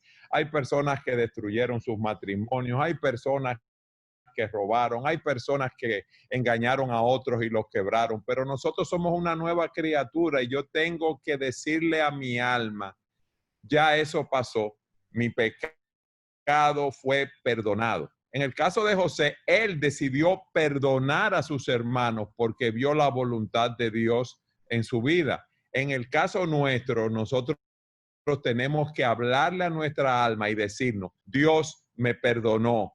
Todas esas cosas han quedado atrás. Yo soy una nueva criatura. Ahora, también para luchar con esos pecados que se presentan, yo tengo que decir, como dice un pastor, Ya yo he muerto a eso. Ese pecado no me puede vencer porque yo tengo la victoria en Cristo y tengo que vivir a la luz de la victoria que ya Cristo me ha dado. Amén, amén. Entonces, la tercera pregunta es, Pastor, yo creo que nosotros en algún momento tendremos que tratar el tema de la ira, porque la ira sale continuamente todos los sábados. Dice Pastor, y lo podemos hacer breve y verlo en un estudio más extenso, necesito herramientas para trabajar con la ira, por más que he intentado luchar, aunque tiene que ver con la pregunta anterior, es algo que vi toda la vida en mi casa. ¿Cómo yo puedo reaccionar? ¿Cómo lo reacciono? ¿Cómo me relaciono con los demás? ¿Y cómo le hablo mal continuamente? Bueno, básicamente en todas estas preguntas que hay, el esquema es el mismo, pero siendo más particular, yo creo que es importante hacer un levantamiento. Cuando yo tomo un caso de consejería, nosotros tratamos de entender las circunstancias alrededor. ¿Qué es eso que te causa tal reacción? ¿Qué es lo que se te dicen que te hiere tanto? ¿Qué es lo que te frustran o te limitan, que tú amas tanto, que te causa la ira? Uno tiene que conocerse. Es decir, eso no es tan general, sino hay razones. Yo creo que el sábado pasado hablamos, hay varias categorías en consejería bíblica que resultan en ira. Por ejemplo, hay gente que cuando tienen temor responden en ira. Hay gente que en temor lo que hace que se paralizan. Hay otros que el temor los hace airados. Es decir, cuando una gente pierde, no tiene el dominio de la situación, lo que se hace es que se frustra y lo expresa en ira. Otra es la culpa. Yo no creo, en los casos que me toca estudiar, una de las cosas que en esta generación provoca más ira es culpa, sobre todo pecados no resueltos. Y eso es una frustración que causa mucha ira también. A veces el tema de la idolatría. Yo amo algo tanto, tanto, tanto, tanto, que si no me lo dan, yo me pongo así. El problema no es que no te lo dan, el problema es que tus aspiraciones están distorsionadas. Aceptación. Una de las cosas más impresionantes en esta generación es un problema que tenemos de aceptación. En Efesios, por ejemplo, en otro lado, en Colosenses, perdón, el apóstol dice, ustedes como elegidos por Dios, apartados por Dios, santos y amados por Dios, deben demostrar esta conducta, tener compasión, ser humilde. Y esas tres características que el apóstol Pablo da ahí es lo que es nuestra identidad. Dice, tú eres un elegido de Dios, tú eres un apartado santo para Dios, tú eres un amado de Dios. Cuando yo tengo problema en una de esas tres, eso se va a evidenciar y muchas veces la ira. Por ejemplo, si yo no me siento amado por Dios, eso va a ser un problema serio. Porque yo quiero pedir a mi cónyuge que me dé el amor que solo Dios puede darme. Yo le voy a pedir a mis hijos que me den el amor que ninguno de nosotros tiene capacidad para dar. Hay un amor que solo Dios puede hacerlo y esa es la base de nuestra identidad. El apóstol ahí en Colosenses, usando un lenguaje de participio perfecto, pasado perfecto, dice, tú eres un amado de Dios. Eso no depende si está lloviendo, si no está lloviendo, si hace calor, frío, si estamos en invierno. Es interesante que cada atributo de Dios está, por así decirlo, atado a sus atributos. Por ejemplo, Dios no cambia, Dios no cambia en su amor. Dios no nos va a amar más hoy de lo que nos amó ayer, ni de lo que nos va a amar mañana. Eso es impresionante. Pues ninguno de nosotros somos así. Yo amo mucho a mi morena, pero hay días que yo amanezco que el termómetro está diferente, porque uno cambia, depende de lo que pasa. Dios no. Porque Dios nos ama en Jesús. Entonces, cuando Jesús fue a la cruz y murió y resucitó, la Biblia usa un lenguaje muy especial para graficar eso y dice, el sacrificio fue sellado. Sellado. Eso no hay manera de cambiarlo. No hay nada que yo pueda hacer hoy que haga que Dios me ame menos. No hay nada que yo pueda hacer hoy que haga que Dios me ame más. Porque Dios me ama en Jesús y eso no se altera ya. Entonces, cuando yo no me siento, cuando yo no experimento el amor de Dios, eso va a hacer que yo viva con un hueco en la vida. Y voy a tener muchísimos problemas relacionados, incluso ira, porque estoy hueco, estoy vacío. El amor de Dios tiene el impacto de que llena el alma. Entonces, si yo tengo un vacío, si usted se está ahogando, usualmente usted trata de agarrarse de lo que sea que esté al lado suyo para no ahogarse. Quien le tocó al lado a usted en un río o en el mar, ese va para abajo también porque usted va a agarrarse.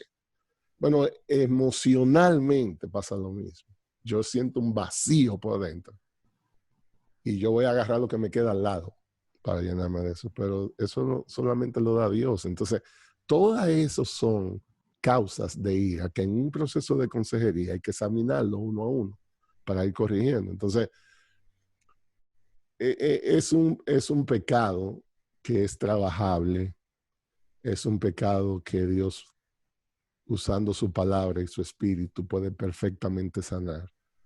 Pero es una sanación que comienza por no excusar ese pecado. Y en mi opinión, el principal problema de la ira es que es un pecado fácil de excusarse. La gente justifica la ira de mil maneras. Yo muy pocas veces he encontrado a una persona que llegue a consejería diciendo, yo tengo un problema serio de ira. No, dice, no, es que la mujer mía me molesta mucho y me pongo así, lo sigo, para todo el tráfico. Usted no ha visto como es que, y uno siempre está justificando, pero la sanación comienza cuando yo dejo de excusar y acepto responsabilidades. Tengo ira, esto es un pecado, ¿no? Eso es un lenguaje bíblico de llamar, y quiero ayuda. Y bueno, y busca ayuda, existe esa ayuda. Y para eso hay gente entrenada en esos temas que te puede ayudar. Esa es la idea. Pastor Saladín. Ayuda mucho, en adición a lo que Luis dice, a entender que nosotros somos creados a la imagen de Dios y Dios se aira.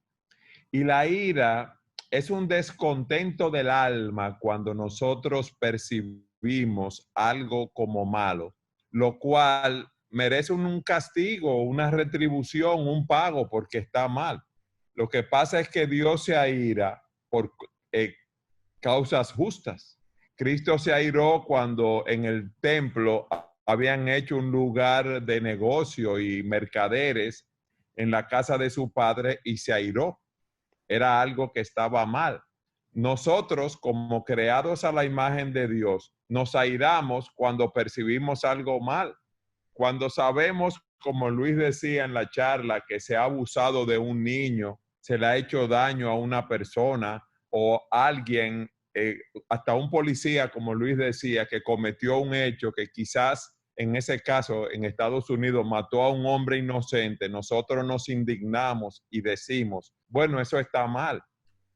Pero ¿qué sucede? Que fruto del pecado, nosotros nos airamos por cosas que no debemos airarnos, como Luis decía. Me hicieron algo a mí, mi esposo, mi esposa, mis hijos me hablaron mal, no me tomaron en cuenta en tal situación. Entonces nosotros nos airamos por una causa injusta y no debe ser así. Entonces yo debo entender la mecánica de la ira y debo saber qué cosas es lo que me hacen airar. Yo me estoy airando porque es una ofensa contra Dios o esto es una ofensa contra mí por algo que no se hizo como yo quería. ¿Me estoy explicando? Yo voy en el tránsito, como Luis decía, y ese chofer de ese carro público va a una velocidad o va parándose cada 2 minutos o entró en vía contraria, entonces yo me airo. ¿Por qué?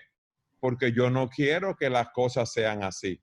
Entonces reacciono mal, grito, hago de todo lo que no debo hacer o guardo ira o resentimiento. Mi esposa me habla mal y ¿qué yo hago? Me molesto.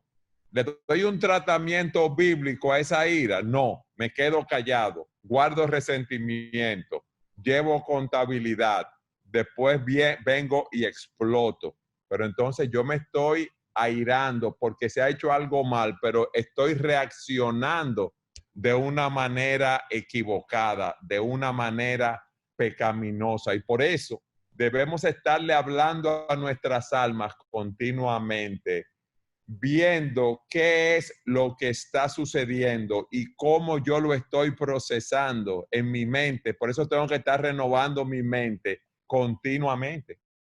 Fíjense en algo. La cruz de Cristo está basada en el hecho de un pago de retribución. La ira de Dios. La ira de Dios desde el cielo contra toda impiedad e injusticia. El hombre ha pecado, el hombre está separado de Dios. ¿Y qué hizo Dios? Bueno, Dios envió a su Hijo a morir en la cruz del Calvario por nuestros pecados. Pero yo debo saber por qué cosas yo me estoy airando. Debo entender qué me trae ese descontento en mi alma para poder luchar con esa raíz.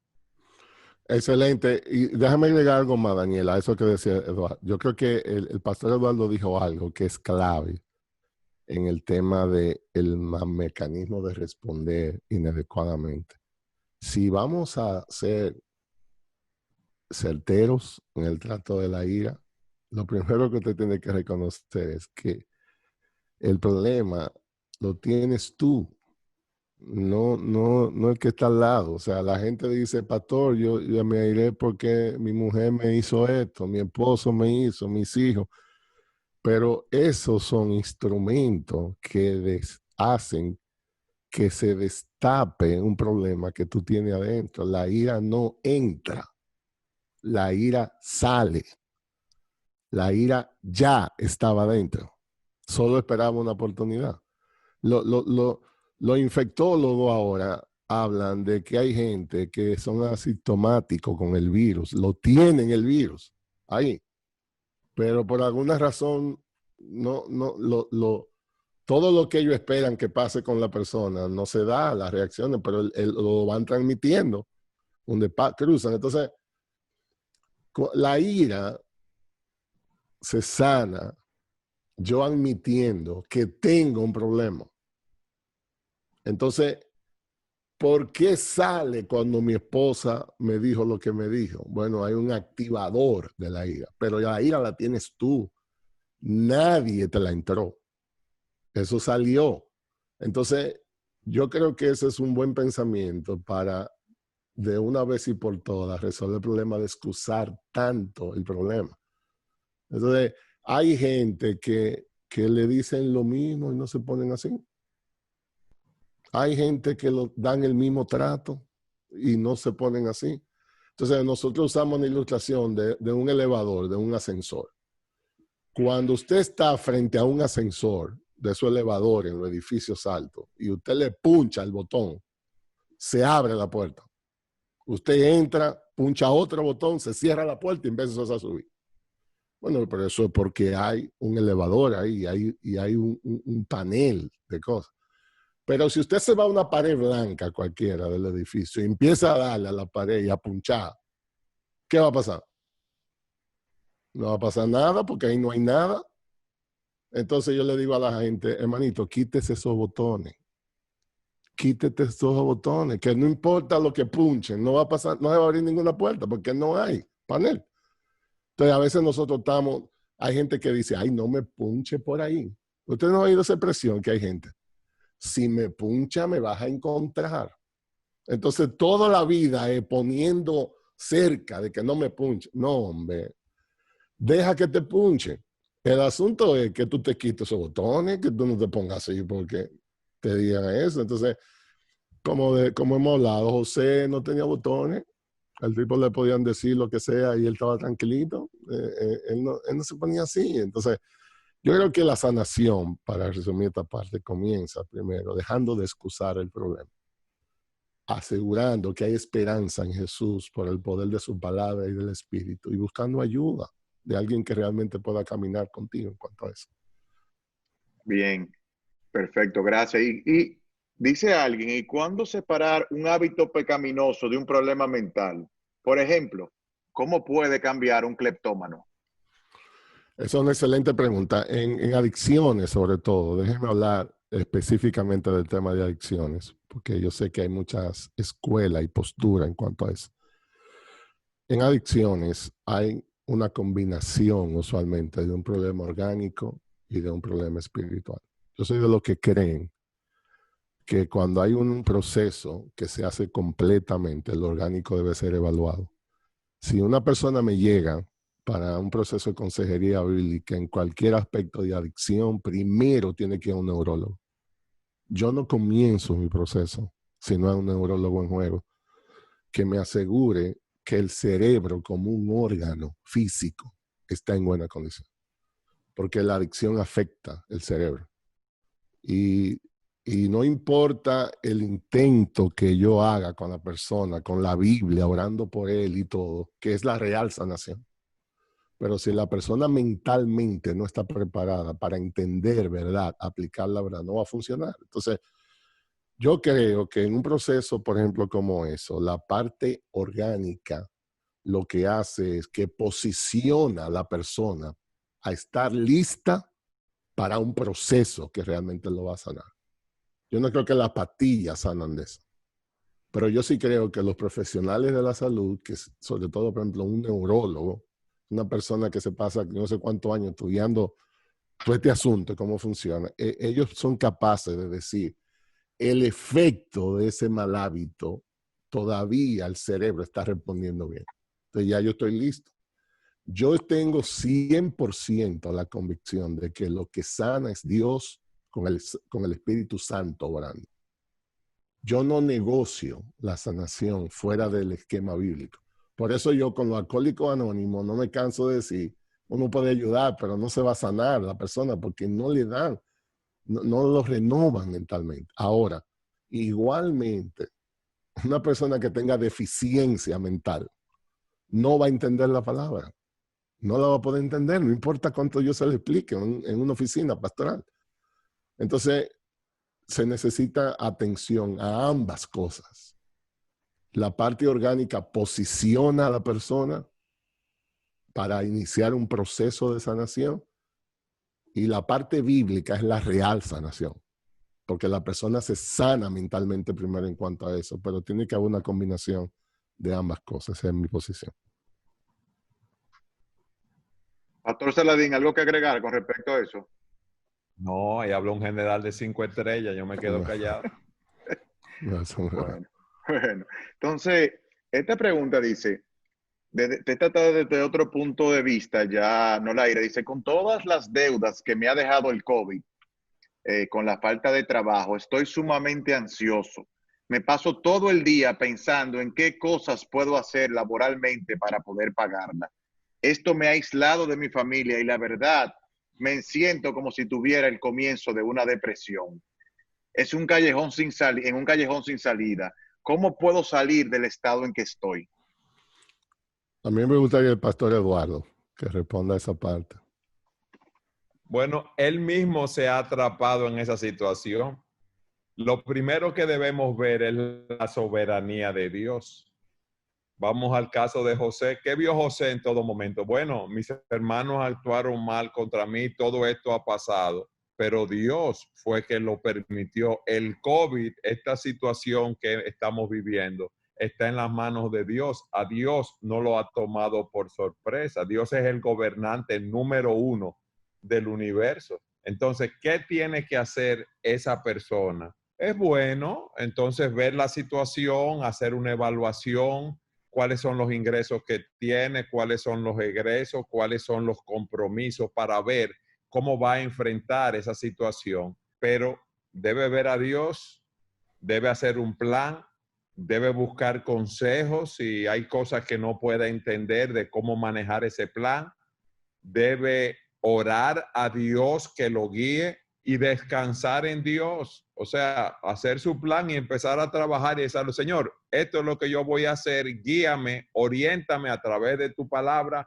oriéntame a través de hermanos más maduros que me aconsejen y oriéntame a través de las circunstancias. Abre o ciérrame puertas, pero que no juegue a ser Dios, que no empiece, y si pasa esto, y si pasa aquello, y si pasa lo otro, o cómo voy a resolver esto, porque Dios tiene una solución para su situación. Entonces, basta a cada día su propio mal, que haga su plan, repito, que vea a Dios, que lo ponga en sus manos y que empiece a trabajar para resolverlo.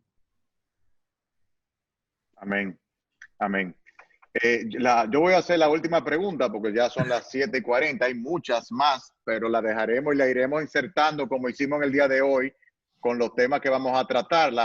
Entre miércoles y jueves vamos a estar pasando cuál es el tema que se va a tratar la próxima semana.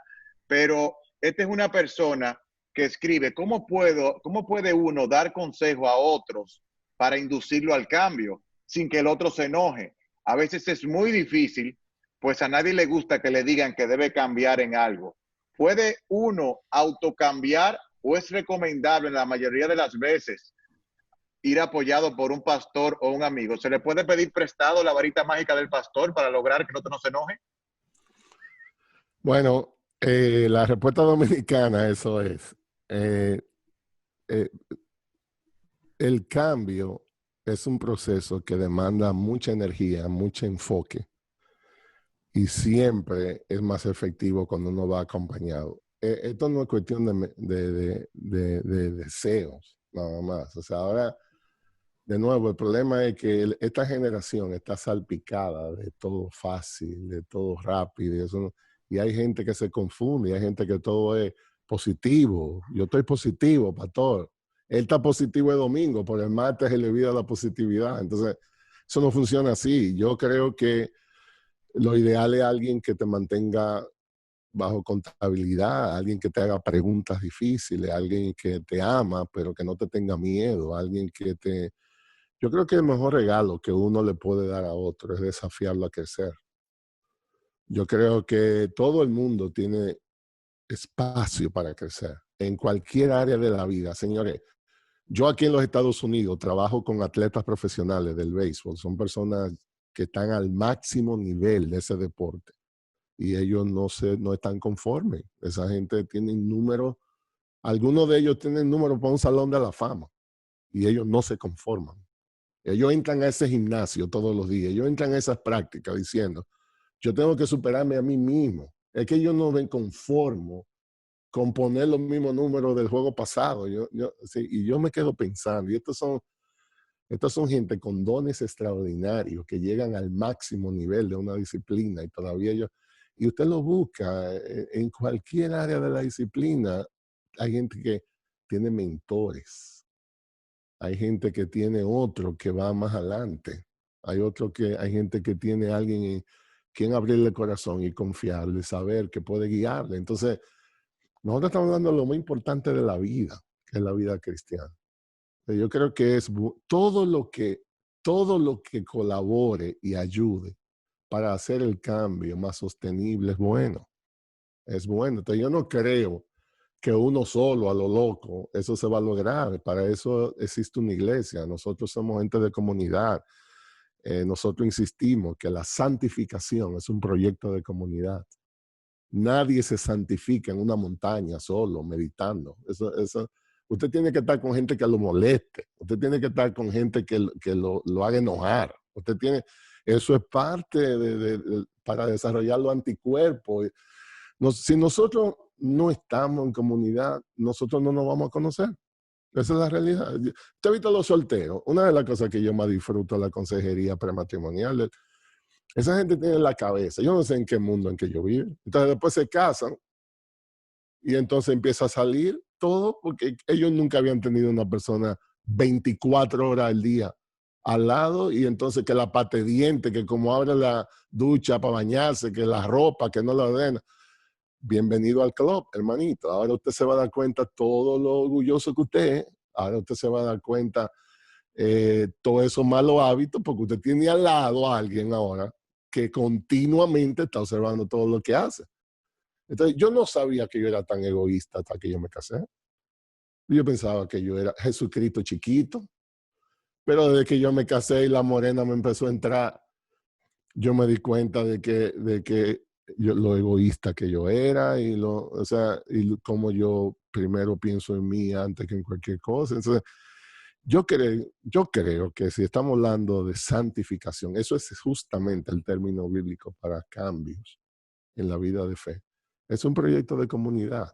Tiene que haber gente envuelta y tiene que haber gente con autoridad sobre tu vida, que no te dé opiniones, sino que te dé órdenes con autoridad bíblica, que demande de ti conducta. Todos nosotros necesitamos eso. Y gracias a Dios, en la mayoría de los casos, los que están aquí, Dios ha dado pastores, hombres comprometidos con esto, que andan buscando glorificar a Dios por ver un pueblo santificado. Entonces hay que hacer uso de esos recursos. Eso es una bendición de Dios. Mira un hombre ahí como ese pastor Eduardo Saladín. Ese es un cuarto bate. Entonces un hombre con tanto estudio y tantas cosas. Todos esos hermanos que están ahí de esa iglesia, llénenle la agenda a ese pastor. Llamen a ese hombre, búsquenlo, que ese hombre puede ayudarle muchísimo. Pastor, yo le voy a decir lo que me dijo un empleado mío en Jarabacoa. No me dé tanto like.